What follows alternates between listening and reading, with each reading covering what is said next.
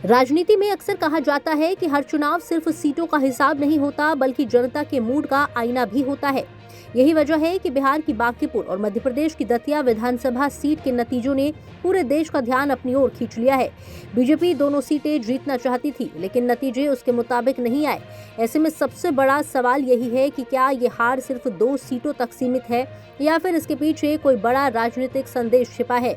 क्या जनता अब राष्ट्रीय मुद्दों से ज्यादा स्थानीय समस्याओं पर वोट दे रही है? क्या उम्मीदवार की छवि अब पार्टी से भी ज्यादा अहम होती जा रही है? और क्या बीजेपी के पारंपरिक वोट बैंक में कहीं न कहीं दरार दिखाई देने लगी है?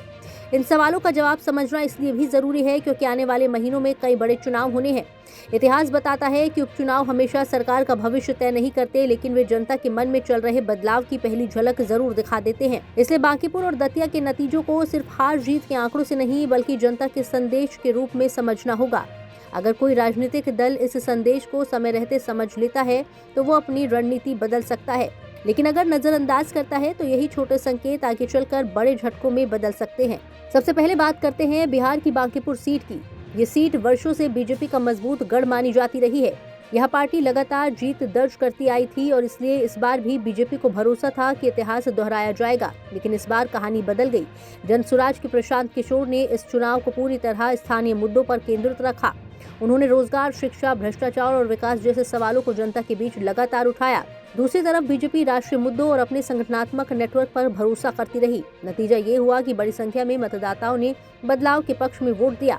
राजनीतिक विश्लेषकों का मानना है कि बीजेपी के कुछ परंपरागत वोटर इस बार मतदान के लिए उतने उत्साहित नहीं दिखे, जबकि युवा मतदाताओं ने नए विकल्प को मौका दिया।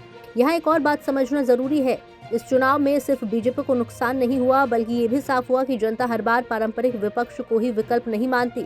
अगर कोई नया चेहरा भरोसा पैदा करता है तो मतदाता उसे भी मौका देने के लिए तैयार हैं। यही वजह है कि प्रशांत किशोर की जीत को सिर्फ एक सीट की जीत नहीं बल्कि बिहार की बदलती राजनीति के संकेत के रूप में देखा जा रहा है।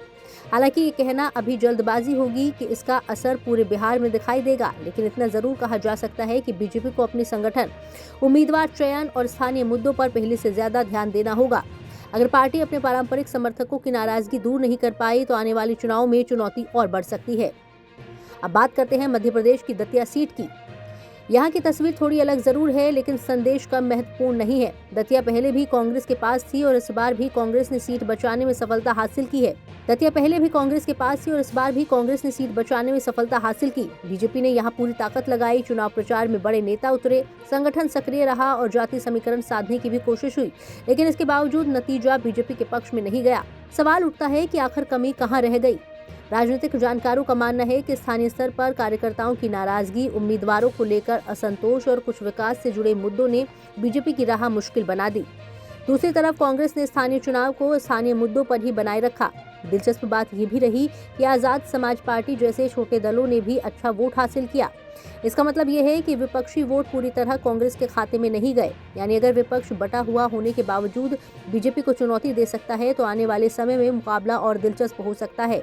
लेकिन इसका दूसरा पहलू भी है। कांग्रेस को भी ये मानने की गलती नहीं करनी चाहिए कि जनता पूरी तरह उसके साथ खड़ी हो गई है। मतदाता अब किसी एक दल के साथ स्थायी रूप से नहीं जुड़ रहा बल्कि हर चुनाव में नए सिरे से फैसला कर रहा है। यही भारतीय लोकतंत्र की सबसे बड़ी ताकत भी है और राजनीतिक दलों के लिए सबसे बड़ी चुनौती भी। अब सबसे अहम सवाल, क्या बांकीपुर और दतिया की हार बीजेपी के लिए किसी अपशकुन से कम नहीं है? इसका जवाब राजनीति के इतिहास में छिपा है। कई बार ऐसा हुआ है कि उपचुनाव में हारने वाली पार्टी ने कुछ महीनों बाद बड़े चुनाव में शानदार वापसी की। वहीं कई बार छोटे चुनाव में मिली चेतावनी को नजरअंदाज करने की कीमत भी राजनीतिक दलों को भारी पड़ी है। इसलिए इन दोनों नतीजों को ना तो बहुत बड़ा बनाकर देखना चाहिए और ना ही पूरी तरह नजरअंदाज करना चाहिए। बीजेपी के लिए ये आत्ममंथन का समय है कि आखिर उसके मजबूत माने जाने वाले इलाके में भी मतदाता क्यों नाराज दिखा। वहीं विपक्ष के लिए भी ये जश्न का नहीं बल्कि जिम्मेदारी का समय है, क्योंकि जनता अब सिर्फ सत्ता परिवर्तन नहीं चाहती बल्कि बेहतर विकल्प भी चाहती है।